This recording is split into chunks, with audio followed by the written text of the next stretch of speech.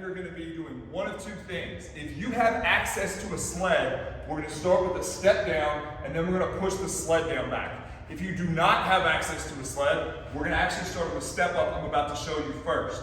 So with a sled, start with the step back. Without a sled, we're going to start here in a split stance here. So we're starting with 1 foot forward, 1 foot back. I'm over top of my forward leg. I'm going to step up, then I'm going to push this foot down into the box, jump, and then I'm going to retrace my steps down, end up in the same position. So here's what it looks like full speed. We're going to do 5 on each side. Take a rest for a second, do the other side, then we're going to come over here. We're going to have step downs. So we start on a box. The height is going to depend on your ability. Start low and we can build up. That'll make it tougher. All right, what we need to make sure we're doing is keeping our weight in that front leg. So I'm going to keep my weight in my left leg. I'm going to shift my weight over top of that. And I'm going to step down. And I'm barely putting any weight back here. It's 90% in this leg. Nose is over knee, which is over toe. And I've got my torso up. I don't want to collapse here. Okay? Drop my hips. Drive up. Drop down into my hips. Torso up. Weights in this leg. Drive up. Don't put your weight back here. We can get this rocking back and forth game. We're moving up and down. So notice, I go down, I go up. I'm not going back and forward, back and forward. I'm going up and down. So 8 to 10 here, add weight as you go through these sets. Second set should be heavier, third set should be heavier. Let's really push this weight. Get down to 6 to 8 reps if you have to. After you come out of that, you're gonna need to rest. So when you're done with that circuit, whichever one it is, rest for 2 minutes, 3 minutes, boom, go back to the next set. We've got 4 rounds. For our next circuit, we're gonna be in what's called a Z press. So I'm gonna have my legs out. How wide they are is gonna depend on your ability, but I am trying to pull my torso up and forward from my high hip flexors here, my quads, my hip flexors. I'm trying to get those abdominals engaged. So I don't wanna be sunk over like this. I'm gonna have 2 weights, sitting up tall, active with the legs, press up, pull down. Notice my elbows go up, my elbows come down. My weights aren't flared out here to the side. My elbows are tight into my body. Okay?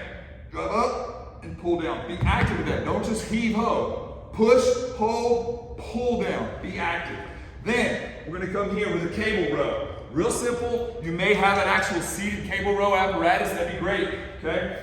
We're gonna sit down, dual row.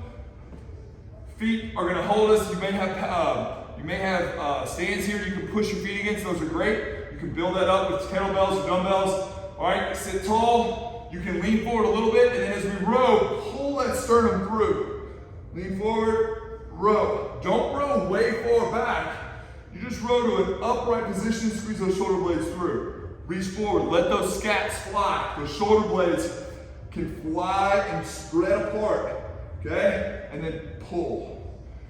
Shoulder blades go together, pull the shoulders and elbows back, shoulder blades come closer together.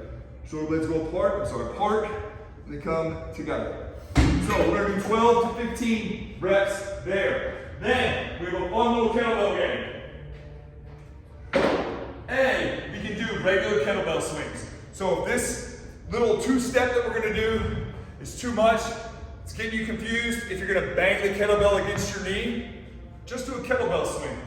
Start here, hike the kettlebell, push to the ground, shoot those hips back, stand tall. Shoot the hips back, stand tall. Hips back, stand tall. Now, what we're gonna have fun with, we're gonna get the swing going, okay? I'm gonna swing up and step. When I push up, I'm gonna step. It's like I'm stepping to the outside. It's like a lateral jump. So I'm moving, pushing to that way. So I'm pushing my left to move right, pushing my right to move left. That's hitting the outside, that push away. Then, we're gonna take the same swing and then step in. We can even get fancy and switch hands. And now I'm trying to push in.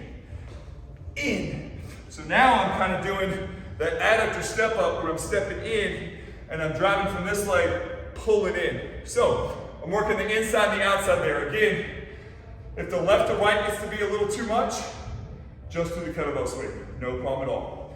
We're gonna do 4 rounds there. We have our Z press, 8 to 10 reps, 12 to 15 reps on this row.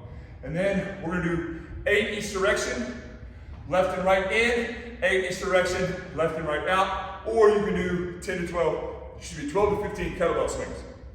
4 rounds here. Make sure you're getting a little rest, let that heart rate come back. Finish off with a little bit of spice. So we can do this single leg hinge one of 2 ways. We can get up on this front leg and have a little kickstand like we normally do here, no problem. If you want to try some fun balance, we can try to go with one leg like this. If you really want to try to hit some fun things in your foot and calf, I would take my shoes off. We're going to get up on 2 tiptoes. So I'm going to be on my big toe on both feet, the front and the back. My heel is clearing. And then I'm going to do a hinge from here. Then I'm going to push through that grab, especially with that front leg, about 75% in that front leg. Getting a big stretch in that glute. And then I'm pushing down through the ground.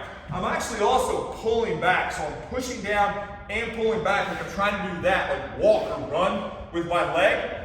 I'm obviously attached to the ground, so it's not going to scoot back, but just having that tension will get a nasty stretch and some great action, very high up in that hamstring and into those adductors that we've been queuing up earlier. So, again, that's really spicy.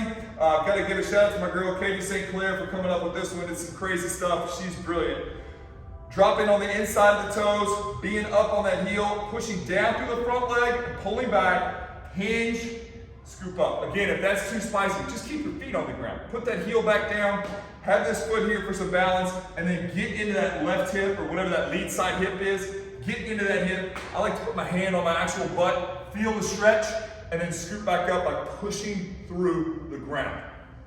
From there, be very intentional with those. Think about those. Don't just go through the motion. From there, we're going to be in a dead bug position. We're going to hold a kettlebell. Our feet are apart. Don't put your feet together. Feet are apart. Make sure your knees don't start drifting out away from you. Keep them stacked above your hips. And here, we take the kettlebell up to the ceiling. I didn't lift my head. I took my kettlebell to the ceiling, and now I'm going to reach back with my elbows and pull back up. Reach back with my elbows, pull back up. Notice how nothing on my body moves except for my arms. If you would rather hold the kettlebell this way, that's okay too.